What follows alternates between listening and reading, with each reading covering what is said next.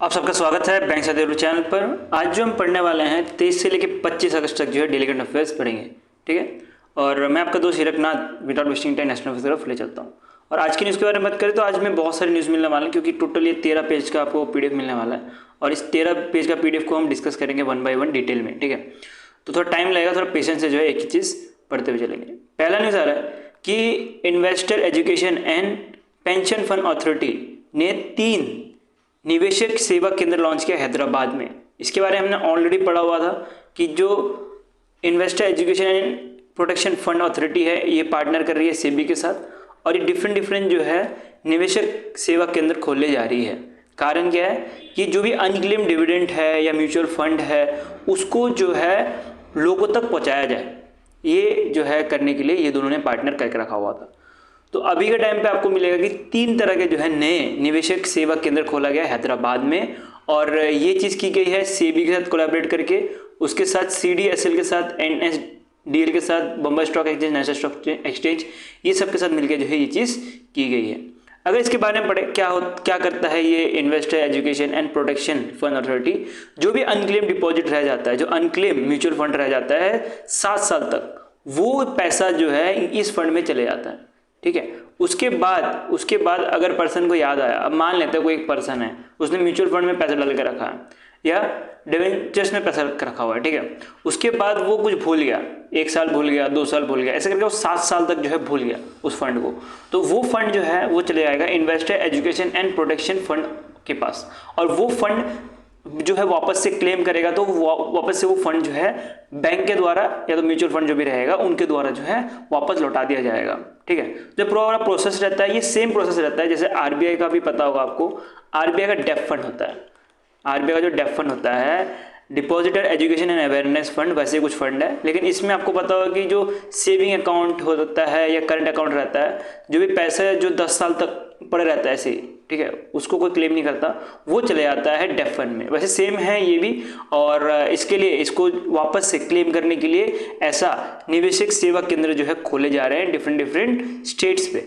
और इसमें से आपको एक तो ये अभी हैदराबाद में मिला है ये न्यूज़, इसको ध्यान देते हुए चलना है आपको, ठीक है। तो इसके अंतर्गत मैंने आपको ऑलरेडी बताया क्लेम कर सकते हैं, जो भी डिविडेंड क्लेम है, म्यूचुअल फंड क्लेम है, डिवेंचर क्लेम है, वो सब कर सकते हैं। उसके साथ नोन योर कस्टमर भी किया जा सकता है। किसी को अगर केवाईसी अपडेट करवानी हो तो वो भी चीज़ की जा सकती है ये सेवा केंद्र में जाके। उसके बाद नॉमिनेशन अपडेट भी की जा सकती है, क्योंकि सेबी के भी कुछ रूल्स आए थे जिसमें बताया था कि नॉमिनेशन अपडेट करना मैंडेटरी कर दिया है डीमेट अकाउंट के लिए भी, ठीक है। तो इसके लिए भी जो है ये काम आने वाला है। कौन कौन से 3 लोकेशन में ये केंद्र बनने वाला है? एक आपको मिलेगा KFin technology limited, BSC Hyderabad office मिलेगा आपको, बम्बई स्टॉक एक्सचेंज और नेशनल स्टॉक एक्सचेंज जो है, ये 3 तरह के लोकेशन जो आपको मिलेंगे यहाँ पे ये केंद्र बनने वाला है। ये केंद्र का काम रहेगा सुबह के 10 बजे से लेकर शाम के 4 बजे तक चलना। और ऐसे 2 और बनाए जाएंगे हैदराबाद में। अभी के टाइम पे थोड़े 3 बनाए गए हैं और 2 बनाए जाएंगे, मतलब टोटल 5 ऐसे जो है सेंटर्स बनाए जाएंगे जहाँ पे अनक्लेम डिविडेंड जो है वो को क्लेम कर पाए लोग, उनके लिए बनाया जाएगा, ठीक है। तो अनक्लेम डिविडेंड क्लेम करने के लिए इसको किया जा रहा है। क्या क्या जो है सर्विस देने वाले हैं उसको भी एक बार नज़र मार लेते हैं। मैंने ऑलरेडी आपको बता दिया, ये सारे जो आप यहाँ पे पॉइंट देख सकते हो, इसी को मैंने थोड़ा एक्सपेंड करके डिटेल में यहाँ पे चीज़ समझाई गई है। पहली चीज़, जो अनपेड डिविडेंड है उसको ट्रांसफर किया जाएगा, जो कि मैंने आपको बताया कि 7 साल तक जो पेंडिंग रहता है वो पैसा जो है इस फंड में चला जाता है। उसके बाद बैंक क्या करती है, या म्यूचुअल फंड ले लेते हैं, ठीक है, बैंक नहीं बोलते हैं, म्यूचुअल फंड या एएमसी ले लेते हैं, एसेट मैनेजमेंट कंपनीज, वो जो है पैसा वापस जो है उस पर्सन को दे देते हैं जब उनको याद आ जाता है कि भाई मेरा तो पैसे पड़ा हुआ, तो वो पैसा जो है उनको वापस दे दिया जाता है, और वो पैसा जो है बाद में इस फंड के द्वारा वापस लिया जाता है। ये सेम प्रोसेस है जैसे आरबीआई का डेफ फंड है उसकी तरह, ठीक है। तो इसमें अगर बात करें कि फिजिकल पोर्टफोलियो अगर किसी को अपडेट करना हो, जैसे कि मान लेते हैं पैन कार्ड अपडेट करना हो, सिग्नेचर अपडेट करना हो, तो वो सब अपडेट करने के लिए जो है उनको फिल करना पड़ता है इन्वेस्टर सर्विस रिक्वेस्ट फॉर्म। ये 1, 2, 3 फॉर्म रहता है जिसके अंदर डिफरेंट रहता है। 1 के अंदर पैन कार्ड दे दिया, 2 के अंदर केवाईसी, ऐसा कुछ रहता है। तो हमें इसके ऊपर इतना डीप में जाने की जरूरत नहीं, कुछ नहीं पूछाएगा। तो ये जो है फॉर्म सबमिट करनी पड़ती है। अगर इन्वेस्टर को कुछ भी अगर अपडेट करना हो, उसका जो लोकेशन है वो पैन कार्ड अपडेट करना हो, बैंक डिटेल अपडेट करना हो, तो वो जो है इस फॉर्म को यूज़ करते हुए कर सकता है। और यहाँ ये जो केंद्र बनाए गए हैं यहाँ पे जो है ये सर्विस दी जाएंगी। दूसरी चीज़ डीमैट अकाउंट। डीमैट अकाउंट क्यों चाहिए होता है? जब भी आपको शेयर खरीदना है, म्यूचुअल फंड खरीदना है, या कहीं भी पैसे अगर आपको इन्वेस्ट करना है सेविंग में, तो आपके लिए पहला चीज़ होना ज़रूरी है। जैसे सेविंग अकाउंट रहता है आपको बैंक अकाउंट में, वैसे शेयर्स के लिए जो है डीमैट अकाउंट होता है। तो डीमैट अकाउंट को भी अगर बैंक का डिटेल अपडेट करना हो तो वो जो है किया जा सकता है बाय डीपी के द्वारा। जो भी डिपॉजिटर पार्टिसिपेंट रहेंगे उनके द्वारा की जा सकती है इनके पास जाके। अभी डीपी क्या रहती है? डीपी एक तरह का इंटरमीडिएट रहता है, जो कि बैंक हो सकता है, एनबीएफसी हो सकता है, ब्रोकर्स हो सकता है, जो कि एनएसडीएल या तो सीडीएसएल के साथ रजिस्टर होते हैं, जो कि डीमैट अकाउंट जो है ओपन करवाते हैं। ठीक है, तो क्या रहता है, मैं आपको एक सिंपल लैंग्वेज समझ आ जाता हूँ, आपको और समझ आएगा। डीपीज क्या रहते हैं, ये इंपॉर्टेंट क्यों भी। डीपीज क्या रहती है? डीपीज जो है एक तरह से बैंक्स हो सकती है, जो एनबीएफसी है वो हो सकता है, ब्रोकर्स हो सकता है। ठीक है, तो ये जो है पार्टनर करके रखता है एनएसडीएल के साथ, ठीक है, या सीडीएसएल के साथ। ठीक है, ये सब के साथ पार्टनर करके रखा हुआ होता है इन्होंने। ठीक है, मैं थोड़ा ज़्यादा नीचे ले जाता हूँ तो पेजेस सही रह जाएगा। ठीक है, तो सीडीएसएल और एनएसडीएल मतलब क्या हुआ? सेंट्रल डिपॉजिटरी सर्विस लिमिटेड या नेशनल सिक्योरिटी डिपॉजिटरी लिमिटेड के साथ जो है रजिस्टर करके रखे हुए होते हैं। तो जो डीपीज हैं ये बैंक्स कुछ भी हो सकते हैं। तो ये जो है एक तरह से मीडिएटर की तरह काम करते हैं। आप एक पर्सन है, आपने डीमैट अकाउंट ओपन किया है, वो डीमैट अकाउंट रजिस्टर करने के लिए वो रजिस्टर कहाँ पे होगा? वो होगा एनएसडीएल में या सीएसडीएल में, यहाँ पे जो है रजिस्टर होगा। तो यहाँ पे रजिस्टर करने के लिए जो है एक साइड से डीपी जो है बीच का जो है मीडिएटर बना रहता है। वो ब्रोकर के तौर पे समझ सकते हो, ये बीच का मीडिएटर रहता है जो कि आपका अकाउंट बनाने में हेल्प करता है। इवन जब शेयर्स खरीदने रहेंगे तो शेयर्स के टाइम में तो ब्रोकर बीच में आ जाते हैं, शेयर्स का बात नहीं करते। ठीक है, हम तो वहाँ पे जो है आपको ये डीपीज मिलने वाला है। तो ये डीपीज के पास जाके जो है बैंक का जो भी डिटेल है वो अपडेट किया जा सकता है। ये केंद्र में ऐसा कुछ कहना है। ठीक है, तो ये केंद्र में डिफरेंट बैंक्स वाले भी बैठे रहेंगे, तो वहाँ से जो है अपडेट भी किया जा सकता है। अगर बात करें इस फंड के बारे में जो मैं आपको बता रहा था, इन्वेस्टर एजुकेशन फंड के बारे में, तो इसको 7 सितंबर 2016 में लॉन्च किया गया था by ministry of corporate affairs के द्वारा। इसका काम क्या रहता है कि जो इन्वेस्टर एजुकेशन और प्रोटेक्शन फंड को मैनेज करने का, ठीक है, मोस्टली फोकस रहता है कि पैसे जो है अनक्लेम पैसे जो है वो वापस से जो भी लेजिड पर्सन है उनको वापस दे दिया जाए। और जैसे कि बात करें रिफंड किया जाए शेयर्स, अनक्लेम डिविडेंड, ये mutual fund, mutual deposit, debentures, ये सारे जो है दी जाए। तो ये पूरा का पूरा प्लान होता है इस फंड के अंतर्गत। ठीक है, नेक्स्ट चलते हैं। नेक्स्ट भी बहुत ज़्यादा इंपॉर्टेंट न्यूज़ है, ये जीएसटी की तरफ से आ रहा है। ठीक है, जीएसटी का मतलब क्या हुआ? Goods and service tax. पहले जो था गुड्स एंड सर्विस टैक्स के बारे में बात करें तो वो टोटल 5 स्लैब्स में बांटे गए थे। कौन कौन से स्लैब्स आपको मिलेंगे? एक तो 0%, एक मिलेगा 5%, एक मिलेगा 12%, एक मिलेगा 18% और एक मिलेगा आपको 28%। ठीक है, ये टोटल 5 स्लैब में जो है इसको बांटा गया था। अभी के टाइम पे क्या कर दिया है कि 0 स्लैब को हटा दिया है पूरे की पूरी तरह से, 28 स्लैब को भी हटा दिया है, और फिर देखा जाए तो 12 स्लैब को भी हटा दिया है। ये सारे स्लैब को हटा दिया है और अभी के टाइम पे से आपको 2 ही स्लैब मिलने वाले हैं नए रूल के हिसाब से। 5 और 18, ये 2 तरह के जो है स्लैब्स मिलेंगे। ठीक है, तो 8 क्यों बोल रहा हूँ, सॉरी माफ करना इसके लिए। ठीक है, तो टोटल जो है अभी के टाइम पे टोटल 3 स्लैब है वैसे तो, 5, 18 और 40।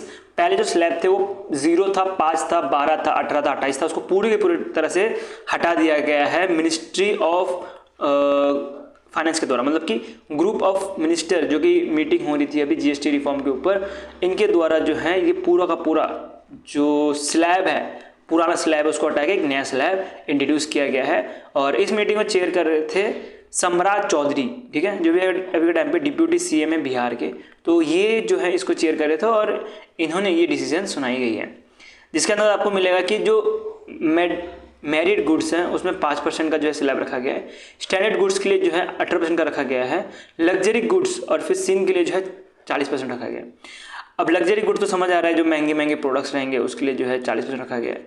और सिन गुड्स जैसे कि जो इन्वायरमेंट को इम्पैक्ट करता है, जैसे कि तंबाकू हो सकता है इसके अंतर्गत, जो मतलब हार्मफुल करता है मोस्टली, उसको जो है इसके अंतर्गत रखा गया है। तंबाकू ले सकते हो, ठीक है, और उसके साथ अल्कोहल का भी हो सकता है इसमें, ठीक है। तो अल्कोहल भी आ सकता है 40% के अंदर करती, मतलब जो आपको हेल्थ इम्पैक्ट करता है वो उसको स्लैब जो है बढ़ाया गया है। बाकी सारे का जो है थोड़ा थोड़ा स्लैब्स कम किए गए हैं। जैसे बात करेंगे 99% जो आइटम जो 12 में था, पहले 12% स्लैब में था, उसको घटा के 5% कर दिया गया है। और 90% स्लैब को जो है 28% में था, उसको घटा के जो है 18% पे कर दिया गया है, ठीक है। तो बहुत सारे का इंटरेस्ट, मतलब मान सकते हो कि जीएसटी कम हुआ है, ठीक है, टैक्स कम लगेगा। और कुछ कुछ प्रोडक्ट का जो है टैक्स ज़्यादा भी लगेगा, जैसे अल्कोहल और तंबाकू, ये सर के बारे में बात करें तो अभी एक चीज़ मैंने यहाँ पे देख रखी है कि 12% और 28% सीधे सीधा हटा दिया गया। इसके अंदर का जो 0% था ये भी हटा दिया गया। ये चीज़ भी थोड़ा ध्यान देते हुए चलना है आपको। अगर जीएसटी के बारे में बात करें तो जीएसटी पहले लाइफ इंश्योरेंस और हेल्थ इंश्योरेंस में भी लगता था, बट अभी के टाइम पे ये पूरा का पूरा हटा दिया गया है। और अभी के टाइम पे ये 18% जीएसटी लगता था इसके ऊपर, बट अभी 18% का स्लैब है ही नहीं। और ये जो हेल्थ इंश्योरेंस है या लाइफ इंश्योरेंस है, इसके ऊपर जो भी जीएसटी लगता है इसको पूरी हटा दिया गया आफ्टर दिस मीटिंग, ठीक है। अब नेक्स्ट मीटिंग में कुछ और भी हो सकता है, बट अभी के टाइम पे आपको इतना याद रखना। और एग्जाम के लिए इंपॉर्टेंट है। आईपीएस पीओ के बारे में बात करें तो आईपीएस पीओ की बात करें तो इसमें बहुत ज़्यादा इंपॉर्टेंट है, तो इसको अच्छे से पढ़ते हुए चलना है आपको। कुछ स्टेट्स व्यू भी है, लेकिन ये इंपॉर्टेंट है नहीं, इसको आप छोड़ के भी चल सकते हो, इतना इंपॉर्टेंट है नहीं, इसको छोड़ सकते हैं, ठीक है। नेक्स्ट आता है, नेक्स्ट न्यूज़ पढ़ते हैं। नेक्स्ट न्यूज़ आपको आधार की तरफ से मिलेगा।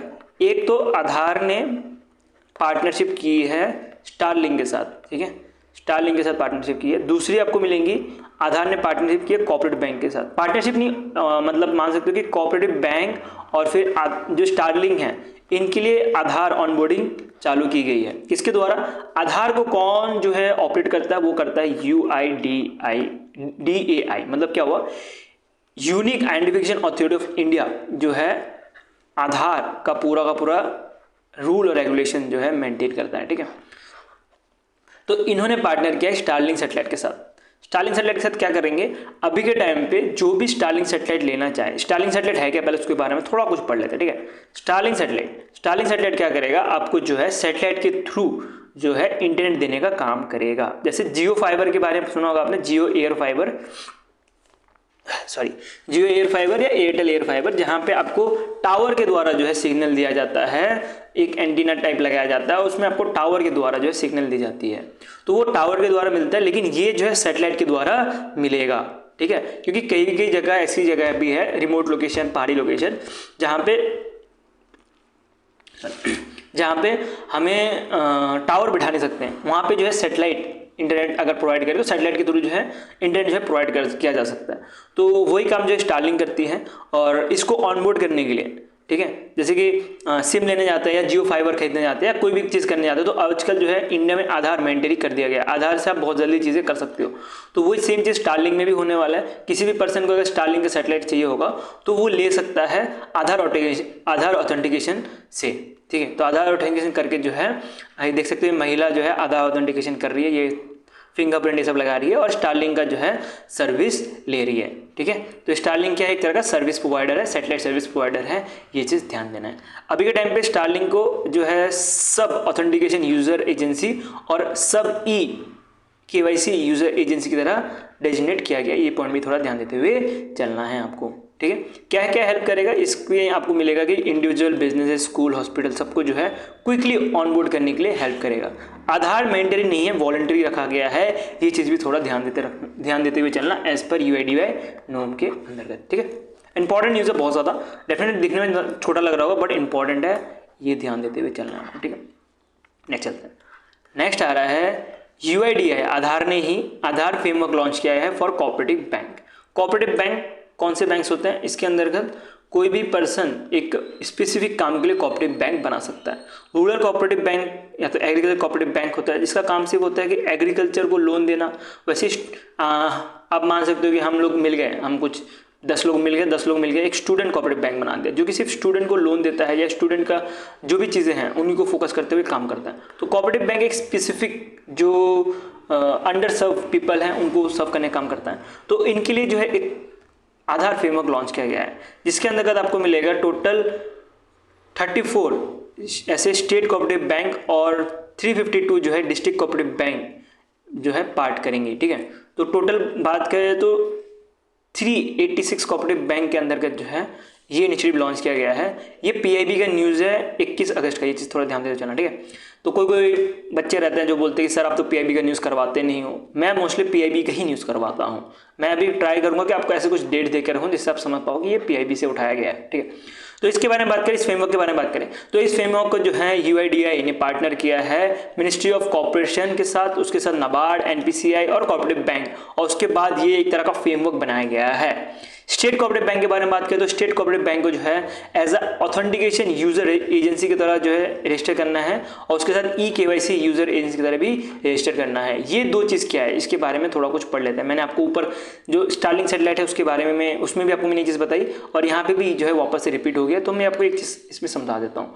एक तो है ऑथेंटिकेशन यूजर एजेंसी, ये उस एजेंसी को मिलता है जो कि आधार ऑथेंटिकेट कर पाता है, मतलब ऑनबोर्ड जब भी करना होता है तो उससे पहले जो है अगर रजिस्टर करना पड़ता है ऑथेंटिकेशन यूजर एजेंसी की तरह, तभी जो है वो आधार ऑथेंटिकेशन कर सकता है। नेक्स्ट आपको मिलेगा ई-केवाईसी यूजर एजेंसी, जो भी ऑर्गेनाइजेशन को या कंपनीज को ई-केवाईसी और यूजर एजेंसी के तौर पे जो है रजिस्टर किया जाता है, वो जो है ई-केवाईसी कर सकता है, इलेक्ट्रॉनिक केवाईसी कर सकता है, वो थंब प्रिंट ये सब के द्वारा जो है इलेक्ट्रॉनिक केवाईसी कर सकता है। पहले वाला काम क्या हुआ, ऑथेंटिकेशन यूजर एजेंसी, इसके अंतर्गत आधार ऑथेंटिकेशन पॉसिबल है, ठीक है, आधार ऑथेंटिकेशन पॉसिबल है, बट इसमें आपको मिलेगा कि वो नॉर्मली आधार देख के भी कर सकता है या कोई दूसरा तरीके से भी कर सकता है, ठीक है, या बायोमेट्रिक कर दिया लेकिन उसमें केवाईसी नहीं करवाया, ठीक है, तो ये सारे कुछ पॉसिबिलिटी हो सकती है, ठीक है।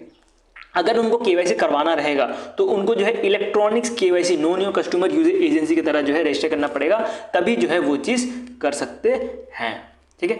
अगर बात करें, यहाँ पे हमने दो बैंक्स की बात की, एक तो आपको मिलेगा स्टेट कोऑपरेटिव बैंक, उसके नीचे आता है डिस्ट्रिक्ट कोऑपरेटिव बैंक, ठीक है, स्टेट कोऑपरेटिव बैंक, उसके नीचे आता है डिस्ट्रिक्ट कोऑपरेटिव बैंक।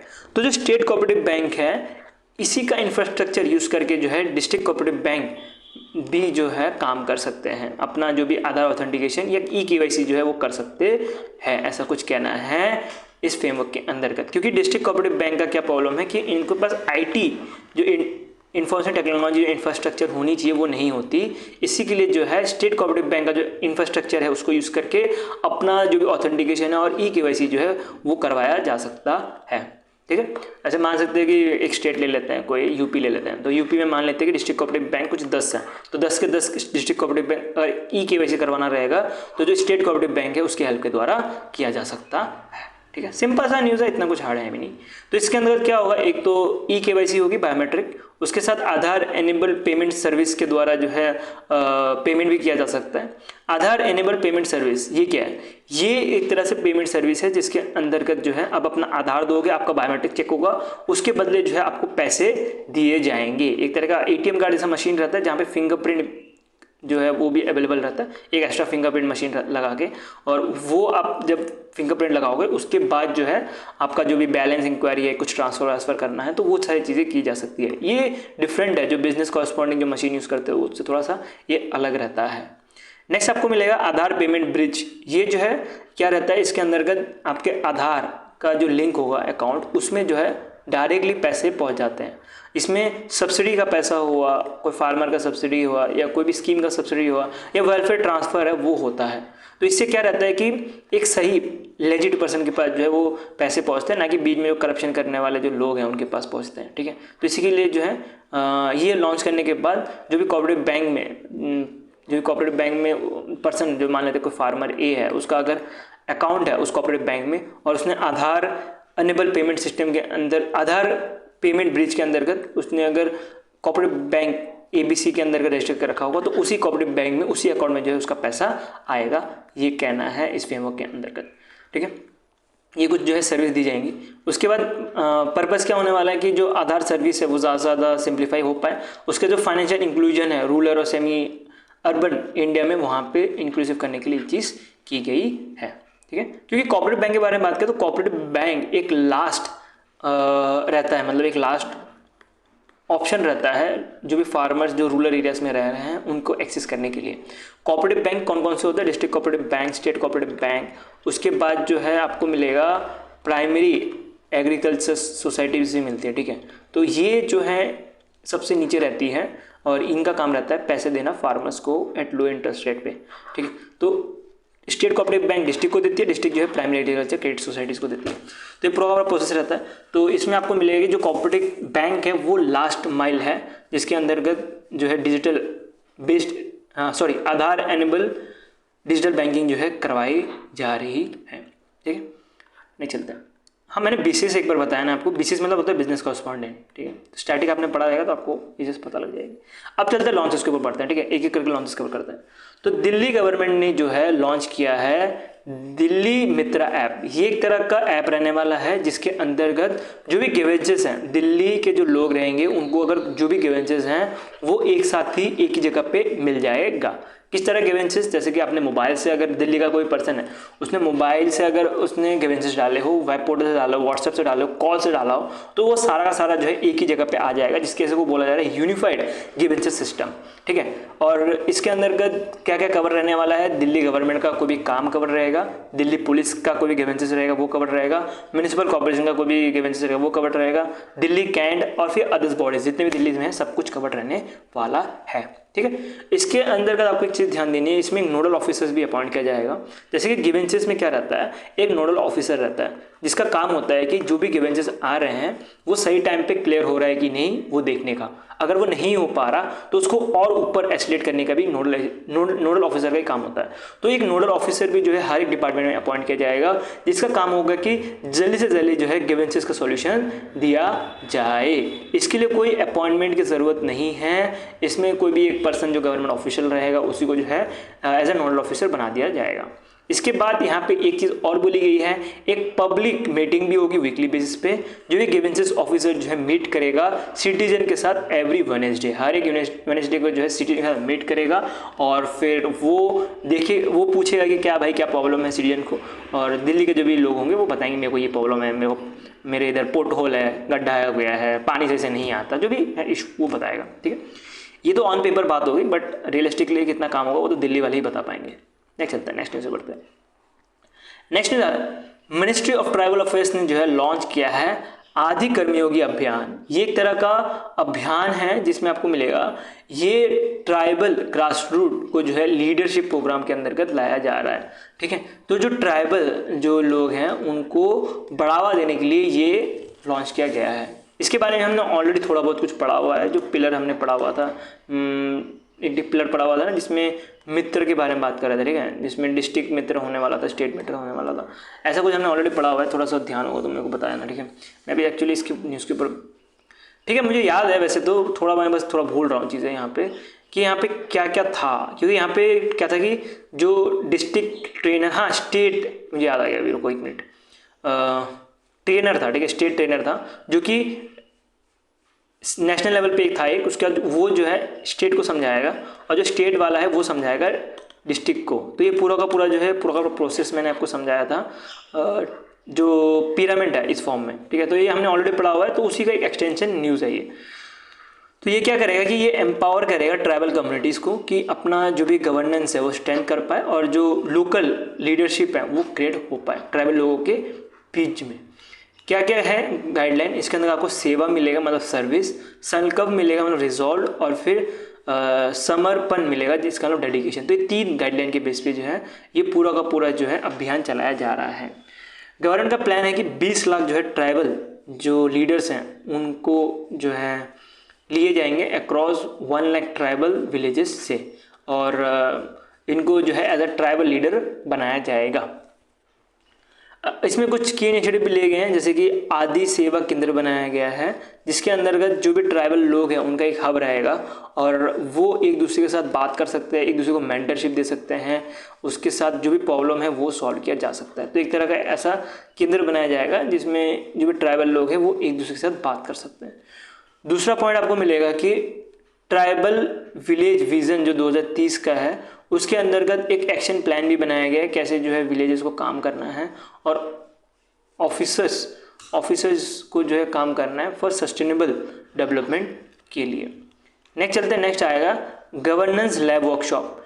ये एक तरह का वर्कशॉप रहेगा जिसके अंतर्गत जो मैं आपको बता रहा था ना, ऐसा पिरामिड रहने वाला है, जिसमें जो नेशनल है सबसे ऊपर रहेगा, उसके बाद आपको स्टेट मिलने वाला है, उसके बाद आपको डिस्ट्रिक्ट मिलने वाला है, ठीक है। उसके बाद जो विलेज के लोग हैं उनको जो है ट्रेन किया जाएगा। तो वो यही चीज़ है कि एक तरह से लैब वर्कशॉप रहेगा जहाँ पे लोगों को जो है सिखाया जाएगा काम, ठीक है, कैसे जो है आप लीडर बन सकते हो, ये सारी चीज़ें जो है सिखाई जाएंगी। और इसके अंदर मल्टीपल डिपार्टमेंट जो है पार्टनर रहने वाले हैं।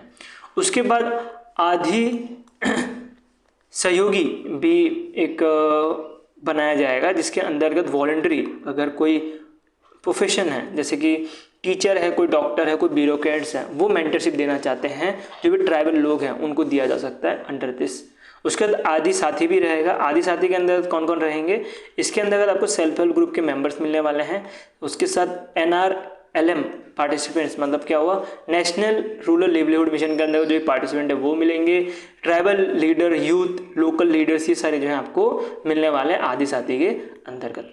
जो सेल्फ हेल्प ग्रुप है इसके बारे में आपको ऑलरेडी पता होगा, ये मेल भी हो सकता है, फीमेल भी हो सकता है। मिनिमम 10 लोग या उससे ज़्यादा मिलके अगर कोई ग्रुप फॉर्म करते हैं और ये एक दूसरे को क्या करते हैं, लोन वोन या फाइनेंशियली हेल्प करने का काम करते हैं, ठीक है।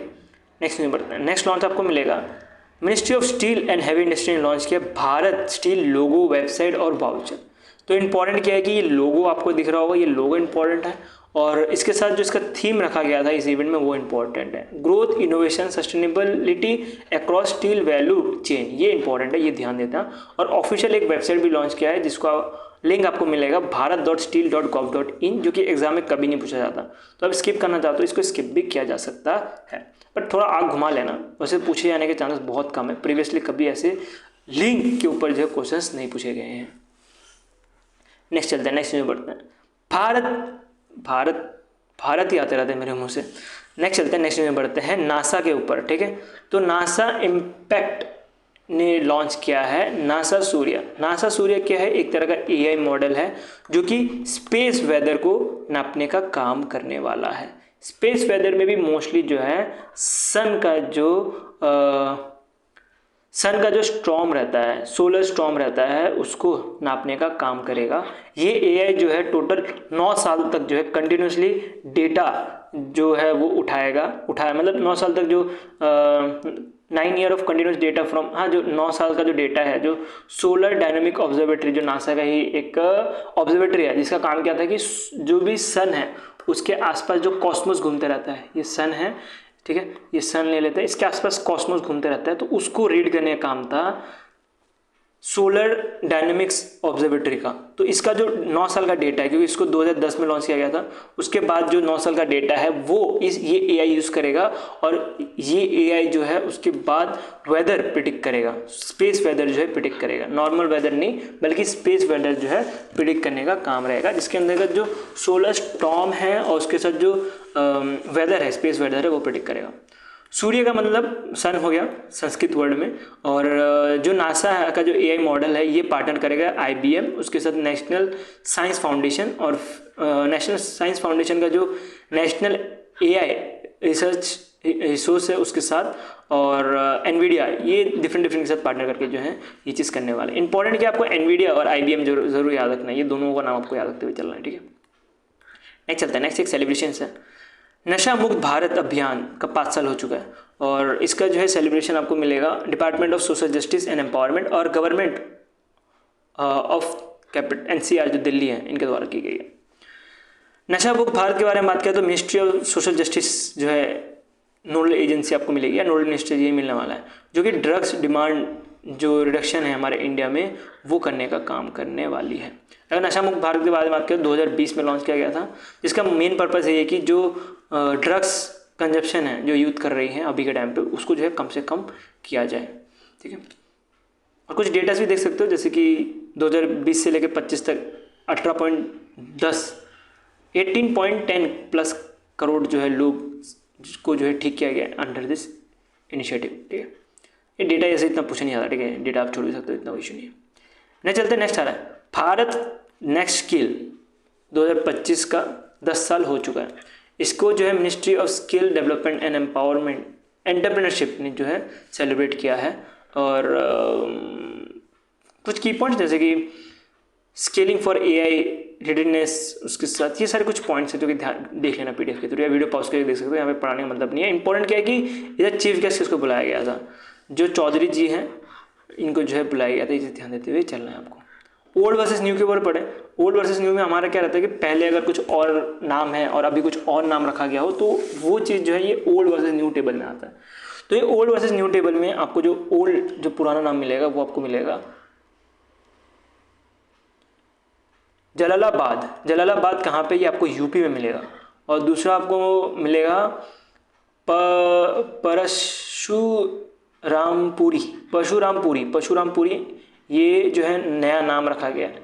परशुराम जो लॉर्ड परशुराम है इनके ऊपर जो है ये पूरा का पूरा नाम रखा गया, क्योंकि लॉर्ड परशुराम जो है जलालाबाद में जो है बॉर्न हुए थे। तो अभी जो है इन्होंने यूपी गवर्नमेंट ने जो है नाम चेंज कर दिया है। यूपी गवर्नमेंट के बारे में बात करें तो यूपी गवर्नमेंट तो आज के टाइम जो है नाम ही चेंज करती रहती है। तो अभी एक और आपको नाम इसमें से एक नया मिल जाएगा, ठीक है। एग्जैक्ट लोकेशन और एग्जैक्ट डिस्ट्रिक्ट का नाम भी आपको थोड़ा बहुत ध्यान देते हुए चलना है यहाँ पे। नेक्स्ट चलते हैं, अब हम पढ़ते हैं एमयूएन कोलैब। तो एमयूएन कोलैब में मिलेगा कि Brahmaputra valley fertiliser corporation limited ने पार्टनर किया है नेशनल सीड सेंटर के साथ, जो कि भूटान बेस्ड है। दोनों पार्टनर का क्या करने वाले हैं, एक 5 साल का एग्रीमेंट साइन किया है जिसमें फर्टिलाइजर जो है सप्लाई किया जाएगा इंडिया से भूटान में, ठीक है। तो इंडिया से भूटान में जो है फर्टिलाइजर सप्लाई किया, जैसे यूरिया हो गया, एसएसपी होगी, एमओपी होगी, तो ये सारी चीज़ें जो है इंडिया से भूटान भेजा जाएगा। बस इतना याद रखो कि इंडिया से भूटान जो है 5 साल का एग्रीमेंट साइन किया गया है ब्रह्मपुत्र वैली फर्टिलाइजर कॉर्पोरेशन के द्वारा। ये चीज़ ध्यान देते हुए चलना, ये इंपॉर्टेंट है। नेक्स्ट चलते, नेक्स्ट आ रहा है थॉमस कुक लिमिटेड ने पार्टनर किया है मास्टर कार्ड के साथ और ये क्रेडिट कार्ड लॉन्च किया गया है, जो कि गूगल पे से जो है क्रेडिट कार्ड लिया जा सकता है। ये एक तरह का प्रीपेड फॉरेक्स कार्ड है। अब ये प्रीपेड फॉरेक्स कार्ड का मतलब क्या हुआ, इसमें आप पहले पैसे डालोगे, उसके बाद जो है आप इसको यूज़ कर सकते हो, ठीक है। तो ये काम करेगा क्रॉस बॉर्डर पेमेंट के लिए। तो आप पैसे डालोगे, उसके बाद आपको क्रॉस बॉर्डर पेमेंट करना रहेगा, तो ये कर सकते हो। ये एक तरह का वॉलेट मान सकते हो इसको, ठीक है। तो प्रीपेड क्रेडिट कार्ड सेम है, जैसे वॉलेट में पैसा डालते हो उसका यूज़ करते हो, वैसे ये कार्ड रहने वाला है, बट ये कार्ड के थ्रू आप पेमेंट कर सकते हो। ये डिफरेंस है दोनों के बीच में। नेक्स्ट चलते हैं, नेक्स्ट आ रहा है सुजुकी मोटर कॉर्पोरेशन ने पार्टनर किया है मित्सुई ओएसके लाइन्स के साथ। और दोनों पार्टनर करके क्या करने वाले हैं कि इंडिया और अफ्रीका का जो ऑटोमोबाइल ट्रेड है उसको बढ़ावा देने का काम करेंगे। मोस्टली इनका फोकस यही है कि डिजिटलाइजेशन और फिर डिकार्बोनाइजेशन करने का, ये दोनों फोकस है। और मोस्टली ट्रेड बढ़ाने के लिए इंडिया और अफ्रीका के लिए ये पार्टनरशिप की गई है। नेक्स्ट चलते हैं, नेक्स्ट एमयूएन कोलैब के ऊपर बढ़े। तो इंजीनियर इंडिया लिमिटेड ने पार्टनर किया है नेशनल पावर कॉर्पोरेशन इंडिया के साथ। दोनों पार्टनर क्या करने वाले हैं, जो भारत स्मॉल मॉड्यूलर रिएक्टर है उसको डेवलप करेंगे, ठीक है। तो Bharat small modular reactor mostly help करेगा किसके लिए, जो न्यूक्लियर पावर रहता है उसके लिए हेल्प करता है, ठीक है। तो इसमें जो EIL है, जो कि एक तरह से आप मान सकते हो PSC भी है गवर्नमेंट का, तो ये एक तरह का कंसेप्शनल डिज़ाइन और फिर इंजीनियरिंग सर्विस देने का काम करेगा BSMR को। मतलब जो भी भारत स्मॉल मॉड्यूलर रिएक्टर है इसको जो भी कंपोनेंट है वो देने का काम करने वाला है, डिज़ाइन और कंपोनेंट देने का काम करेगा।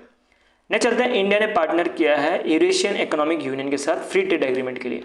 फ्री ट्रेड एग्रीमेंट आपको पता होगा, कभी भी एक कंट्री से दूसरे कंट्री में जब पैसा या तो कोई सामान भेजते हैं तो क्या लगता है, उसमें टैक्स लगता है। तो अगर फ्री ट्रेड एग्रीमेंट साइन कर लिया गया हो तो या तो 0% टैक्स लगेगा या मिनिमम टैक्स लगेगा। तो ये फ्री ट्रेड एग्रीमेंट जो है यूरेशियन इकोनॉमिक यूनियन के साथ इंडिया ने साइन किया, जिसके अंदर आपको मेंबर्स मिलने वाला है, जैसे रशिया मिलेगा, बुल्गारिया मिलेगा, कजाकिस्तान मिलेगा, फिर आर्मेनिया मिलने वाला है, ठीक है।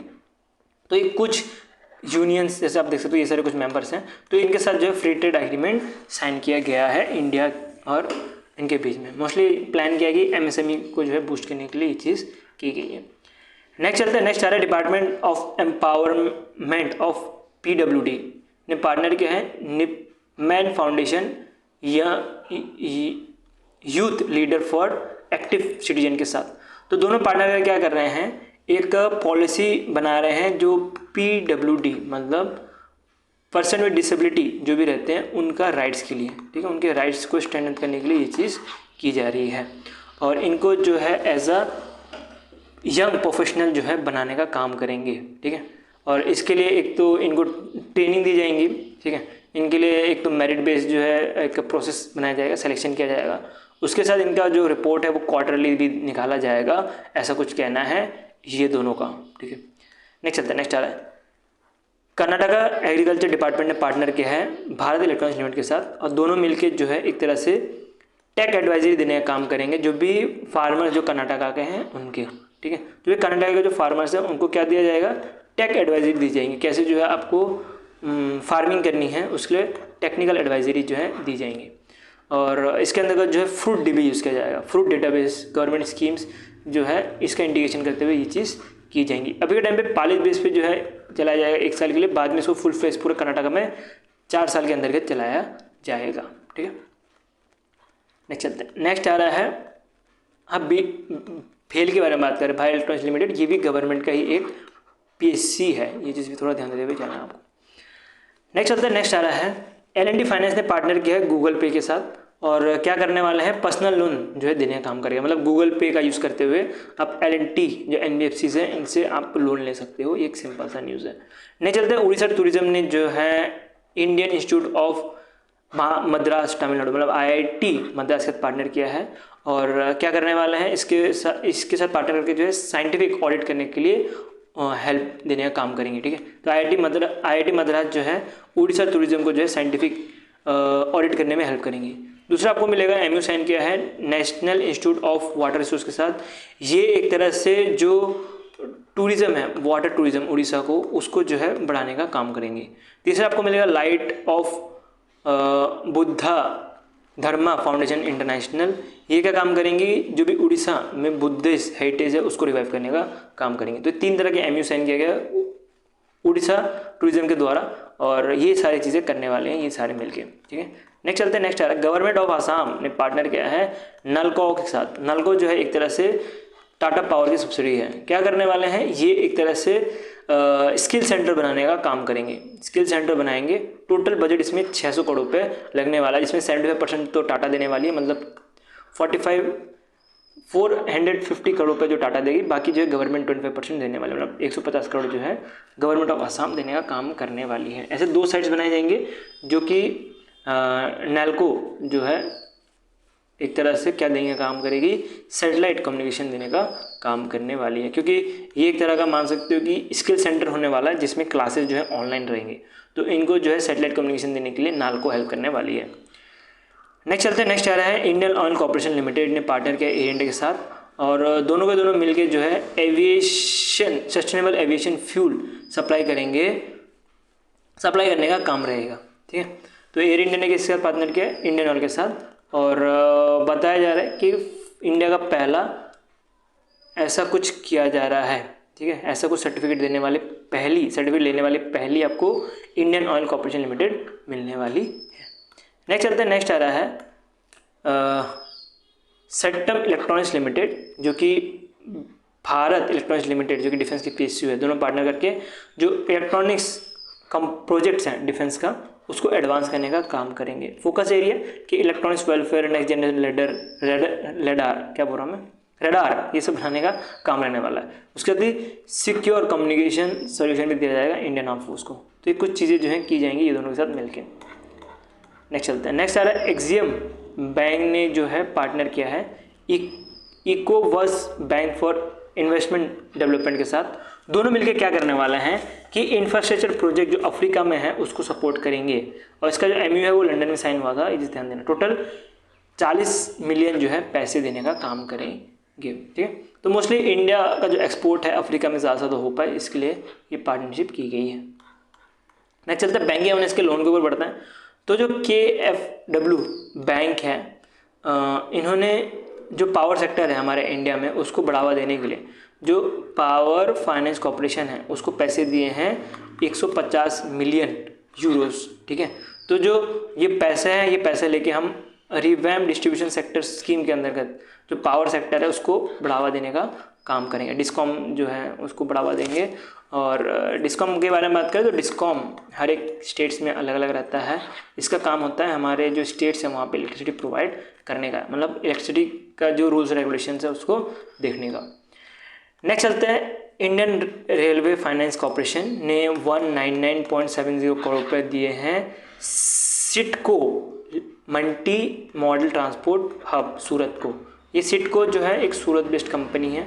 फुल फॉर्म देखोगे तो Surat integrated transport development limited मिलने वाला है, जो कि एक तरह से मल्टी मॉडल ट्रांसपोर्ट हब बनाएंगी। मल्टी मॉडल ट्रांसपोर्ट हब मतलब इसका मतलब क्या हुआ, इसमें आपको shipway, waterway, airway, railway, roadway जो भी है वो सारा का सारा कनेक्टिविटी एक ही जगह से मिलने वाली है। ठीक है, तो ये जो है छोटा सा न्यूज़ था, थोड़ा ध्यान देकर चलना।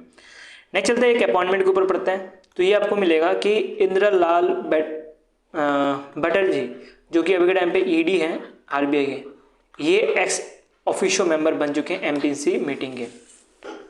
एक्स ऑफिशियो का मतलब क्या हुआ कि इनको ना ही इलेक्ट किया गया है ना ही नॉमिनेट किया गया है। जैसे इनको ईडी बनाया गया आरबीआई का, वैसे ये एक्स ऑफिशियो मेंबर बन गए एमपीसी कमेटी के, मॉनेटरी पॉलिसी कमेटी के। मॉनेटरी पॉलिसी क्या करती है, ये जो है हमारा जो इन्फ्लेशन है उसके बेस पे रेपो रेट ये सब जो है डिसाइड करने का काम रहता है एमपीसी का।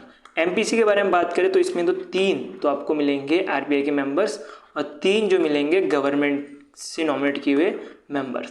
उसमें जो आरबीआई के जो 3 मेंबर्स रहेंगे इसमें से एक आपको आरबीआई गवर्नर खुद मिलने वाला है जो अभी टाइम पे संजय मल्होत्रा जी है, और 2 जो है आपको ऑफिसर्स मिलेंगे, एक तो डिप्यूटी गवर्नर मिलेगा और एक आपको ईडी मिलेगा। तो ये जो ईडी जो मैं आपको बात कर रहा हूँ ये आपको इंदिरा नील मिलने वाला है। ठीक है, ये किसको रिप्लेस करेंगे, ये राजीव रंजन जी को रिप्लेस करने वाले हैं। बाकी अब डिटेल जो है एमपीसी का यहाँ से चीज़ें यहाँ से पढ़ सकते हो आप। नेक्स्ट चलते हैं, थोड़ा इमेजेस यहाँ हो गए, कोई बात नहीं, मैं आपको पीडीएफ में ठीक करके दे दूंगा। अजय सिंह के बारे में बात करें तो अजय सिंह अभी के टाइम पे एमडीएस स्पाइसजेट के, इनको प्रेसिडेंट बनाया गया है बॉक्सिंग फेडरेशन ऑफ इंडिया का। ठीक है, तो बॉक्सिंग फेडरेशन ऑफ इंडिया जो कि बॉक्सिंग जैसे बीसीसीआई जो है क्रिकेट के निगरानी रखता है, रूल्स रेगुलेशंस देखता है कैसे किसको सिलेक्ट करना है किसको नहीं, वैसे ही जो बॉक्सिंग फेडरेशन ऑफ इंडिया ये बॉक्सिंग जो इंडिया का जो बॉक्सिंग है उसको देखने का काम करता है। ठीक है, तो ये तीसरी बार जो है इलेक्ट हुए हैं president of boxing federation of India के। इसके बाद कुछ और अपॉइंटमेंट भी है, जैसे कि जनरल सेक्रेटरी प्रमोद कुमार को बनाया गया है और ट्रेजरी जो है बसकरण को बनाया गया, तमिलनाडु से आते हैं। तो ये थोड़ा भी पॉइंट भी जो है ये भी ध्यान रखकर चलना है आपको। ठीक है, नहीं चलते नेक्स्ट स्पोर्ट्स के उसको पढ़ते हैं। तो ये F1 रेसिंग की तरफ से आ रहा है जिसमें आपको मिलेगा मोटो जीपी ऑस्ट्रेलिया नहीं ऑस्ट्रेलियन ग्रैंड प्रिक्स हुआ था। ठीक है, ऑस्ट्रेलिया अलग जगह है, ऑस्ट्रेलियन अलग जगह है। तो ऑस्ट्रेलियन ग्रैंड प्रिक्स जो हो रहा था यहाँ पे आपको मैक मिलने वाला है जिन्होंने जीता था। ठीक है, तो दुकाटी लिनोवो टीम से खेलते हैं और ये पहला इनका अभी के टाइम पे 2025 में ये विंड है, ये 30 ध्यान देते हुए चलना। ठीक है, 2025 में वैसे इनका करियर का शायद से पहला विंड है, शायद से मैं इसलिए बोल रहा हूँ क्योंकि ये इन्फॉर्मेशन अभी मुझे पूरी मिली नहीं न्यूज़ में। तो ये मोस्टली जो है इनका करियर का जो है पहला जो है आपको मिलने वाला है विंड। ठीक है, सेकंड थर्ड कोई नहीं पूछता, इतना इंपॉर्टेंट है नहीं। ठीक है, ये आप स्किप भी कर सकते। नेक्स्ट स्पोर्ट्स के न्यूज़ के बारे में बात करें तो ये इंपॉर्टेंट है, जैसे ऊपर वाला इंपॉर्टेंट नहीं था बट ये वाला इंपॉर्टेंट है क्योंकि अभी इंडिया का open world athlete continental tour bronze meet हो रहा था, जहाँ पे आपको मिलेगा कि शाहनवाज खान जो है उत्तर प्रदेश से आते हैं, सिर्फ 17 साल के हैं। इनको जो है आपको मिलेगा कि इनको गोल्ड मिला था। ठीक है, तो यहाँ पे आपको मिलेगा कि ये फर्स्ट एवर जो है इंडिया में होस्ट हुआ था उड़ीसा में कलिंगा में स्टेडियम में, और प्राइज मनी जो है $25,000 रखा गया था। तो ये वाला जो पॉइंट है ना ये बहुत ज़्यादा इंपॉर्टेंट है, सबसे ज़्यादा इंपॉर्टेंट पॉइंट यही है। इसके बाद आपको याद रखना है कि ये जो पर्सन आपको दिख रहे हैं ये खान जी जो हैं ये उत्तर प्रदेश से आते हैं, 17 साल के हैं। इन्होंने 8.04 मीटर लंबा जो है छलांग मारी और इनको गोल्ड नहीं बल्कि सिल्वर मिला था। सॉरी थोड़ा मिस्टेक हो गया हमें से, तो इनको गोल्ड नहीं यहाँ पे इनको सिल्वर मेडल मिला है। और इन्होंने अपना खुद का ही रिकॉर्ड जो अंडर 18 का रिकॉर्ड था नेशनल रिकॉर्ड वो तोड़ दिया है। इधर कुछ और हाईलाइट्स भी है जैसे मैन जेवलिंग थ्रो, उसके बाद वुमेन जेवलिंग, वुमेन 400 रन, ये सारे कुछ इंपॉर्टेंट है नहीं, ये सिर्फ आपको पढ़ने के लिए मैंने रखा है। आप इसको चाहो तो एग्जाम में इसको स्किप भी कर सकते हो। नेक्स्ट मीटिंग के ऊपर बढ़े तो अभी इंडिया और यूएई का डिफेंस कॉर्पोरेशन मीटिंग था जिसको राजीव कुमार सिंह जो है चेयर कर रहे थे।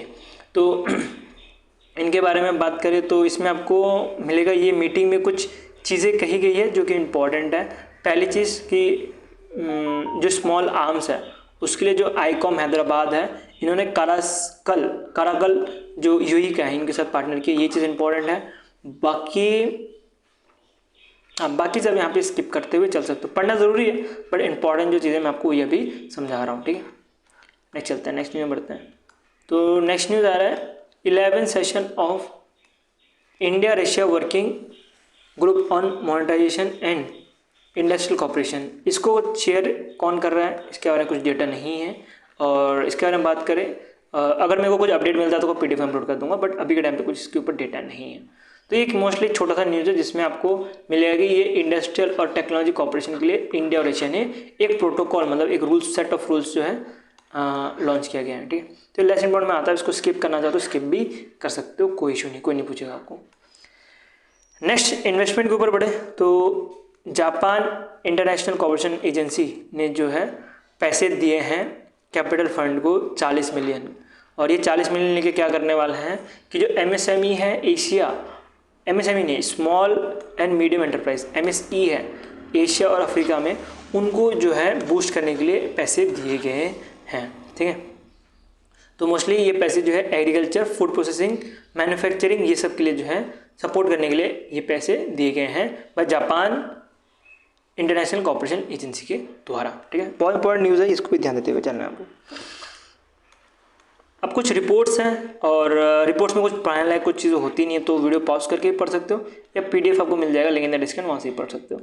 GDP प्रेडिक्शन की बात करें तो SBI रिसर्च का एक अभी रिपोर्ट आया था जिसमें बताया था कि SBI ने प्रिडिक्ट किया था Q1 फॉर फाइनेंशियल ईयर 2026 का GDP प्रेडिक्शन 6.8 से लेकर 7% तक, और बाकी चीज़ें यहाँ से आप पढ़ सकते हो कि यहाँ डेटा वाली चीज़ें, तो यहाँ पे पढ़ने लायक कुछ है नहीं। ठीक है, और नेक्स्ट वाला क्या है, ICRA ने भी एक GDP प्रेडिक्शन मारी, ये भी आप यहाँ से पढ़ सकते हो। इसी जो है हमारा करंट अफेयर्स खत्म होता है 3 दिन का। ठीक है, थोड़ा वीडियो लंबा हो गया और PDF भी तो लंबा हो गया, कारण ये है कि मेरा कुछ प्रॉब्लम चल रहा है, मेरा हार्डवेयर इशू हो गया था PC का, जिसकी वजह से पूरी टीम का काम रुका हुआ है, तो उसी से थोड़ा वीडियो थोड़ा लेट भी हो गया और PDF भी थोड़ी लंबी हो गई। बट अभी के टाइम में मैनेज कर लो, कल से हम जो है PDF को शॉर्ट करेंगे, क्योंकि अब पूरा सब कुछ अपडेट हो चुका है। PDF के बारे में बात करें तो PDF आपको मिल जाएगा link in the description Telegram group में, और वीडियो अच्छा तो लाइक कर देना, ऐसे करने देते ना सेकंड चैनल। वीडियो अभी हम इतने लगते हैं, बाकी हम कल मिलते हैं एक नए सेशन के साथ। बाय।